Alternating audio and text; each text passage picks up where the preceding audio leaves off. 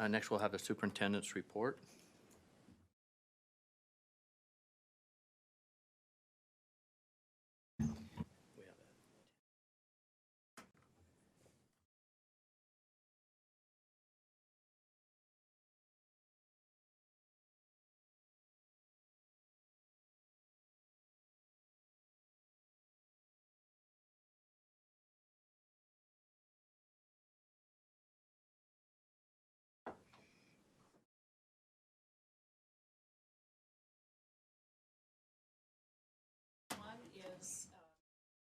Not on?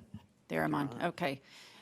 Two things I'd like to talk to you about today. One is just a quick summary of school tours, and we've given a ton of work to Barb Fuentes to, that they're all things that need to be done right away. So we didn't take time to do a video, but she's going to do a more comprehensive video with pictures. So I'll just send that out to you, or a link to you when we get that done. Today, I just want to talk to you about some things that I observed and some overall feelings I have about what I'm seeing, and then we're going to talk more in depth with the superintendents tomorrow when I meet with them during our board meeting. Secondly, I want to speak to you a little bit about the census, and I know that Board Member Newell had to leave to go to an appointment, but he can follow up with you as well if you have any questions about the census. So to begin, I just feel like the students that we heard from today just captured the wonder and beauty of being in the schools and interacting with students. That's by far the best part. Here are all the schools that I visited. You can see those by alphabetical order, not necessarily a calendar order that I visited. And I really appreciate the board members who were able to get out and visit with me, and it was fun to have you along for those of you that were able to come. I love that there were student docents at every visit. They were so excited about their schools and really articulate about programs and things in their rooms. This group happened to be students at Granger Elementary who belonged to a STEM club. And they were so excited, they were pointing out every beaker, every petri dish, everything in their STEM lab. But the kids are so articulate and really willing to share, and they are my best focus group when I'm in the schools. I love talking to the students.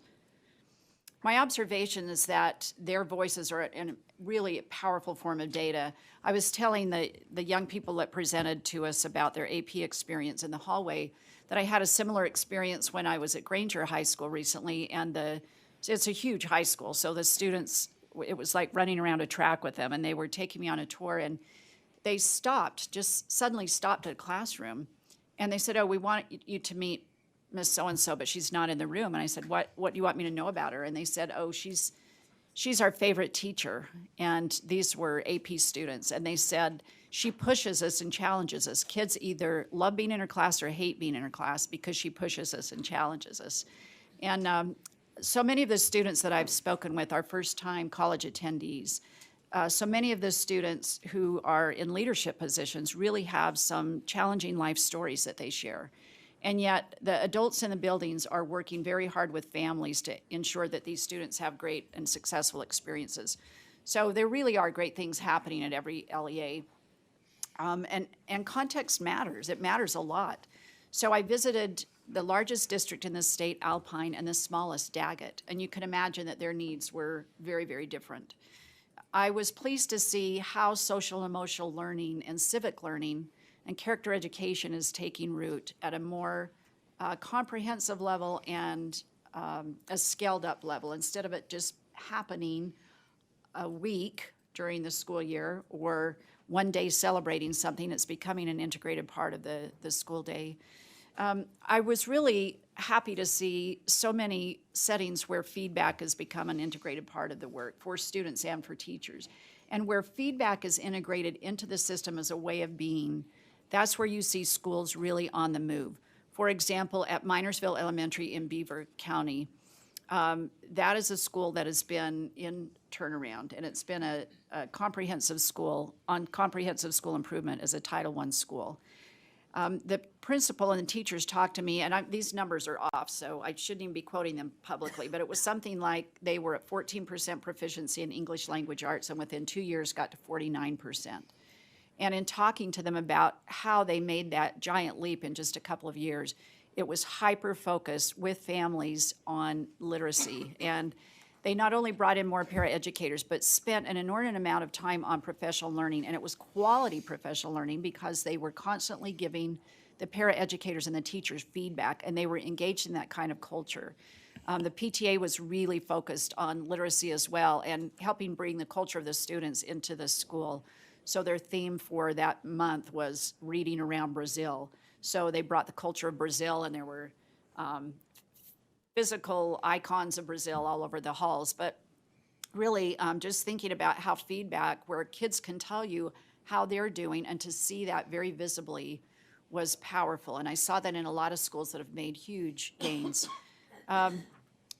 Leadership, as you know, we've talked about this so much, it's foundational to school success. And the teachers would talk about how their principals and their assistant principals were really supporting them.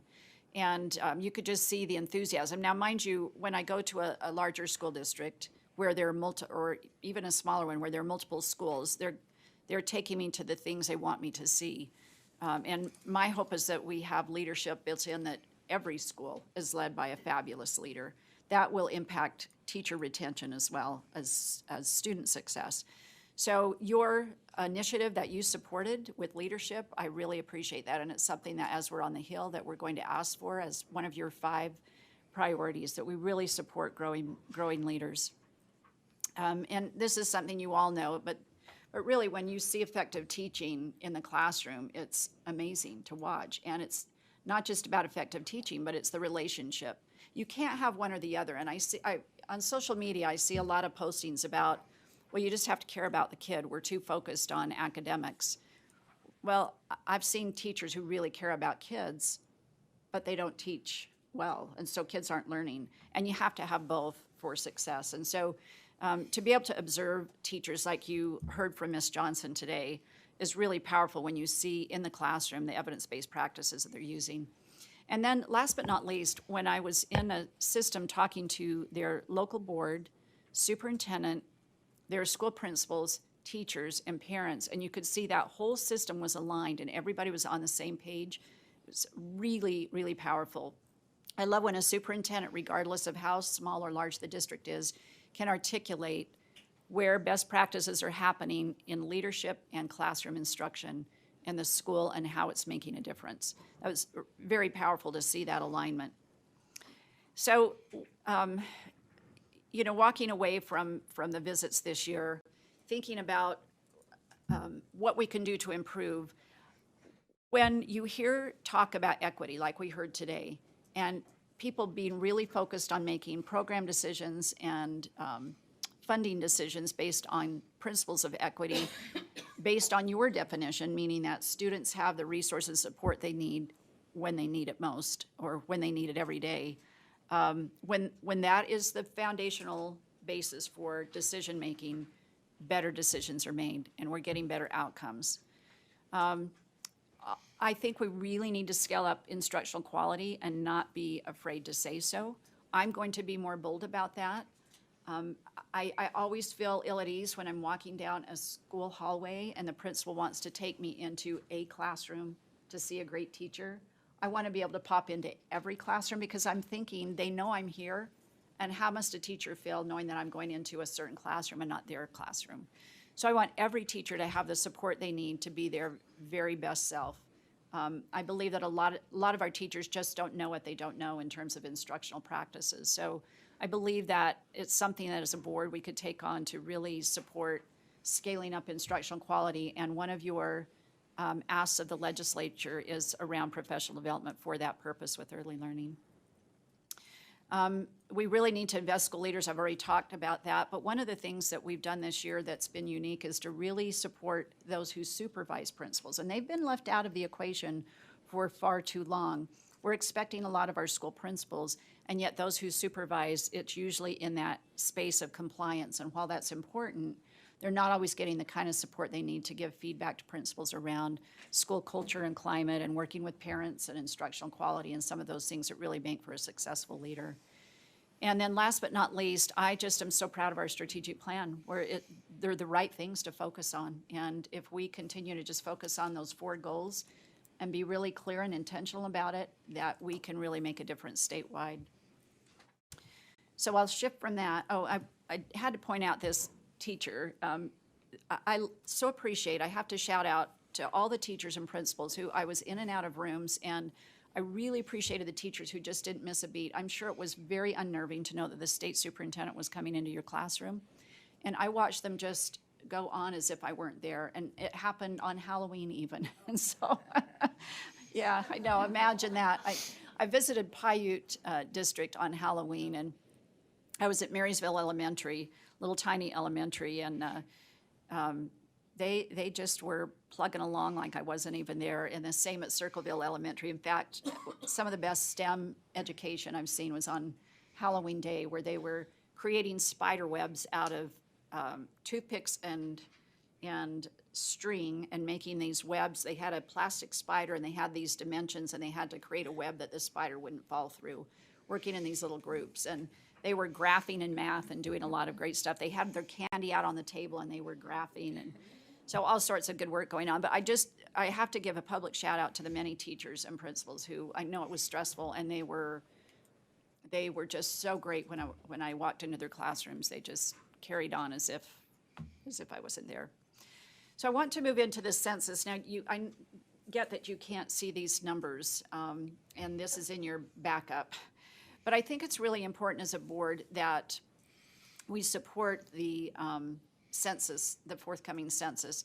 And the reason that I think it's so important, I want to point out that, the funding that we get. I was going to try and make that bigger, but it's not going to work. So for example, through the census, things like supplemental nutrition assistance program, so that's the SNAP program, Medicare special education grants, so IDEA numbers are dependent on the census, our school lunch program, our Title I grants, early start programs, the CHIP program. So much of it is really about health and family support and foster care and energy assistance. So without these numbers that come from the census, we don't often have the head counts that we need, and that results in dollars. Board Member Newell he's serving on a committee about making sure everyone is counted. There are several organizations that are out in our schools trying to get the schools to engage families in participating in the census. So I just wanted you to be aware that it's not something apart from our schools. It really impacts the dollars that we get.